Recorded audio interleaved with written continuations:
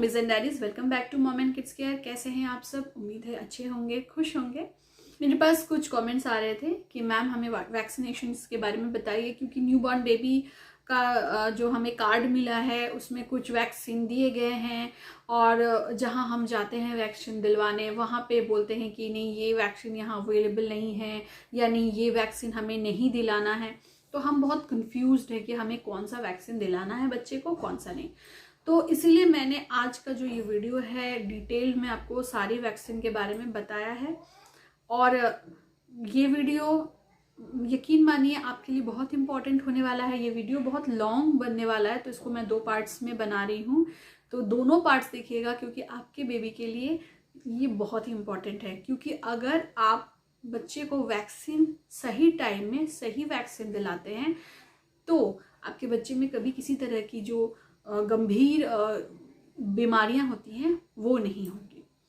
तो चलिए वीडियो को स्टार्ट करते हैं। वैक्सीन कब स्टार्ट होता है? जब बेबी बॉर्न हुआ उसके नेक्स्ट डे से ही वैक्सीन्स चालू हो जाते हैं।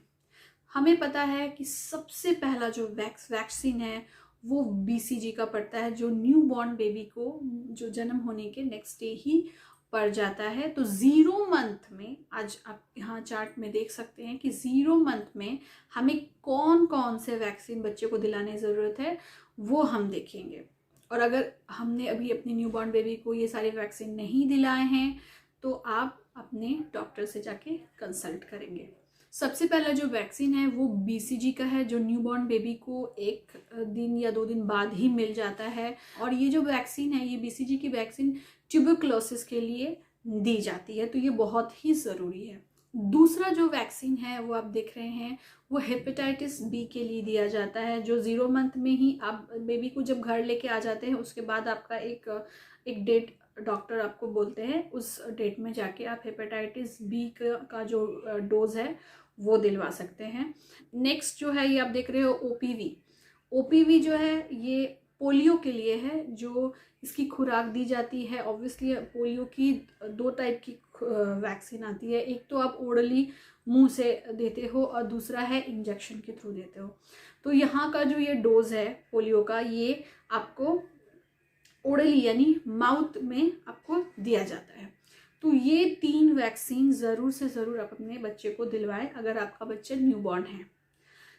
नेक्स्ट हम लोग आगे बढ़ते हैं 1.5 महीने। उसके बाद 0 मंथ में जैसे ही बच्चे का लग जाता है, 0 से 1 के बीच में जब लग जाता है, उसके बाद 1.5 महीने के बाद बच्चे को हम ले जाएंगे वैक्सीन सेंटर में। और वहाँ पे हम क्या क्या वैक्सीन दिलवाएंगे आप देख सकते हो। DTWP और DTAP टेरिया और टेटनस के लिए है, जिसका जो ये डोज है ये 3 टाइम्स दिया जाता है। आप यहाँ पे देख रहे हो 1/3 है, यानी कि पहला डोज 1.5 महीने में बच्चे को पड़ता है। दूसरा डोज है वो हेपेटाइटिस B का है, जो हमने 0 मंथ में हेपेटाइटिस B का पहला डोज दिया था, तो ये दूसरा डोज पड़ेगा 1.5 महीने में। फिर एक और है, वो है इन्फ्लुएंजा के लिए। इन्फ्लुएंजा भी एक बीमारी है जिसके कारण बच्चे को प्रॉब्लम होती है। आप डिटेल में अगर चाहेंगे तो मैं आपको डिटेल में वीडियो बना के दे दूँगी इन्फ्लुएंजा के ऊपर, लेकिन अभी मैं जस्ट इतना ही बता रही हूँ कि इन्फ्लुएंजा का भी जो वैक्सीन है वो बच्चों के लिए बहुत इंपॉर्टेंट है और वो देना चाहिए। अब है जैसे OPV मैंने ओरल पे दिया था, जो पोलियो के लिए था। अब ये है IPV यानी कि इंजेक्शन के थ्रू पोलियो का, तो उसका भी 5 डोजेस होते हैं, जिसमें पहला डोज 1.5 महीने में बच्चों को पड़ता है। इसके बाद एक ही बहुत ही इम्पॉर्टेंट है, ये है न्यूमोकोकल डिजीज़ के लिए दिया जाता है PCV का। ये थोड़ा सा जो है इंजेक्शन बच्चे को तकलीफ़ देता है, क्योंकि 1.5 महीने में जब फर्स्ट डोज हम ये बच्चों को देते हैं उसके बाद से बच्चे को फीवर आ सकती है उस दिन, मतलब वो जिस दिन हमने वो इंजेक्शन दिया उससे थोड़ी सी फीवर आ सकती है। बच्चे का पैर में स्वेलिंग हो सकता है, क्योंकि ऑब्वियसली छोटे न्यूबॉर्न बेबी के लेग्स पे ही दिए जाते हैं, थाइज में एक्चुअली दिए जाते हैं वो सारे इंजेक्शंस। तो हो सकता है उससे फीवर आए, तो उससे डरने की बात नहीं है। डॉक्टर्स जो भी आपको मेडिसिन देंगे वो आप देंगे तो बच्चे को आराम मिलेगा। इसकी जो न्यूमोकोकल की है, इसकी भी 4 डोज आती हैं, जिनकी अभी मैं जितनी भी डोज बता रही हूँ उस बेसिस पे आपको देना होगा। और निमोकोकल के ऊपर मैंने एक वीडियो भी बनाया है, तो उसको जाके आप ज़रूर देखिएगा, वो डिजीज़ क्या है और क्यों हमें इसकी वैक्सीन देनी चाहिए। एक और है रोटा वायरस, वो ओरली बच्चों को दिया जाता है। रोटा वायरस भी एक गंभीर बीमारी है, इसकी 3 डोज आती है, तो पहला डोज 1.5 महीने में बच्चों को दिया जाता है। अब आप ये क्वेश्चन रहेगा कि इतने सारे जो इंजेक्शंस है बच्चों को 1.5 महीने में एक साथ ही दे देते हैं क्या डॉक्टर? बिल्कुल भी नहीं, वो आपको शेड्यूल कर देंगे कि आप इस दिन आइए, फिर 3-4 दिन सप्ताह भर बाद आइए, इस तरह से आपको वो शेड्यूल कर देंगे, तो आपको कोई इश्यूज़ नहीं आएंगे और बच्चों को भी ज़्यादा तकलीफ नहीं होगी। अब आते हैं 2.5 महीने में, तो 2.5 महीने भी सेम टू सेम जो 1.5 महीने में बच्चों को इंजेक्शंस दिए गए थे वही सारे होंगे, स्टार्टिंग फ्रॉम DTWP जो टेटनस का है, फिर हेपेटाइटिस बी का तीसरा वाला डोज है, फिर HIV यानी कि इन्फ्लुएंजा का 2nd डोज है, फिर पोलियो के लिए दिया जाएगा दूसरा डोज, और रोटा वायरस का 2nd डोज।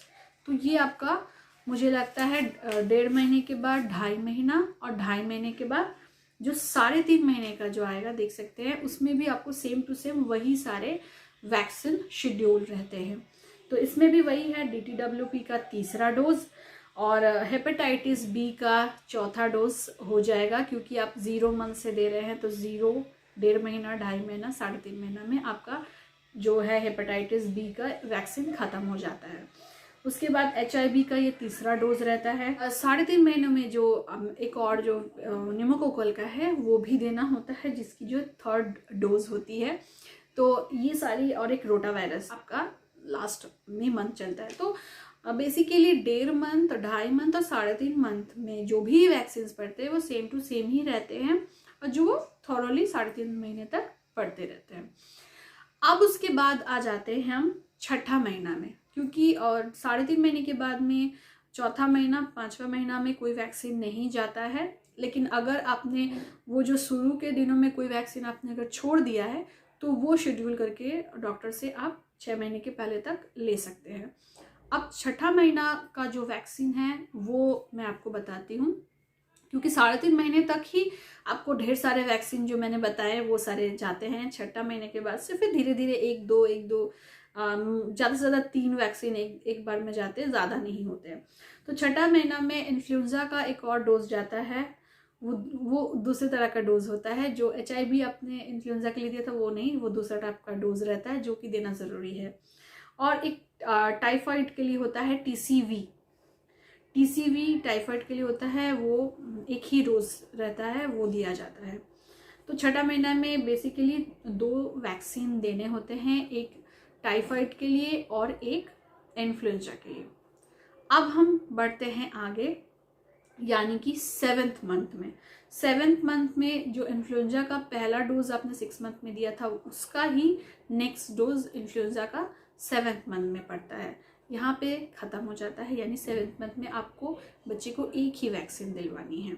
अब जाते हैं 8वां महीना को गैप करके 9th मंथ में फिर 1-2 वैक्सीन आ जाते हैं। ये जैसे मेनिंजाइटिस के लिए रहता है वो वैक्सीन, तो उसका पहला डोज हम लोग 9 मंथ में बच्चे को दिलवाते हैं। और दूसरा जो वैक्सीन है वो है MMR, यानी कि मिजल्स के लिए, मम्प्स के लिए और रूबेला के लिए। इस पे भी मैंने वीडियो बनाए हैं, आप ज़रूर चेकआउट कर सकते हैं जाकर।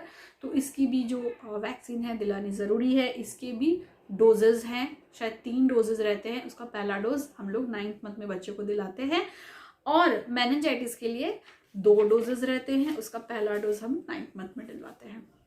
एक और नया ऐड हुआ है जो कि मुझे नहीं लगता इताशा के टाइम था, येलो फीवर। ये हर जगह वैक्सीन शायद नहीं दिया जाता, क्योंकि अभी मैंने देखा है कि येलो फीवर का कुछ एक जगह वैक्सीन दिया जा रहा है। तो आप अपने डॉक्टर से पूछ सकते हैं।